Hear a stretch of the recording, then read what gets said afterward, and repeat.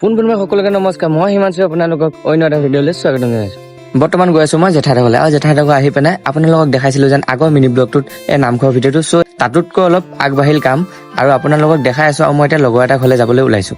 লগৰটো ঘৰলৈ ওলাই আহিছিলোঁ, দেখিছে আপোনালোকে পানী আৰু পানী গছিবলৈ মোৰ মন যোৱা নাই। সি আহি আছে, অলপ ইয়াতে ৰখোঁ, সি আহিব। এইফালে বজাই আছে।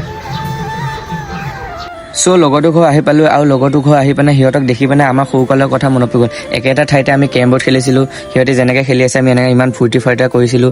কি যেন দিন আছিল। কালি ৰাতি ইয়াতে ভিডিঅ' এটা বনাইছিলোঁ, GF বাৰ্থডে খাব গৈ পেলাই ভূতে পাইছিল। সেইটো স্ক্ৰিপ্টেড আছিলে আৰু তৎক্ষণাত ৰাতিপুৱা আহি চাইছোঁ ইয়াত ভাঙিলে। মানে গভৰ্ণমেণ্টৰ হয় বাৰু এইকাৰণে। কিবা এটা যদি কৰিব আছে আজি কৰিম কালি কৰিম নথবা। আজিৰ পৰা ষ্টাৰ্ট কৰি দিয়ে আপোনালোকে। গাইজ জাপি এটা পিন্ধি লৈছোঁ আৰু লগত বেগ এটা লৈ আহিছোঁ। বেগটোত কি আছে জানো আপোনালোকক কৈ আছোঁ। আৰু নিউ লুকটো কেনেকুৱা লাগিছে ক'ব। ফটো এখন মাৰিলে আৰু চালিয়া লাগিব মোৰ মতে। একদম গাঁৱৰ নিচিনা ফিল লাগিছে। টাউনত থাকোঁ বুলি নক'বে গাইজ। আৰু দেউতাহঁত চাপৰিলৈ গৈছিলে, চাপৰিৰ পৰা ঢেকীয়া ছিঙি আনিছে। খাই কিন্তু ভাল লাগিব দেই গাইজ, লোকেল ঢেকীয়া।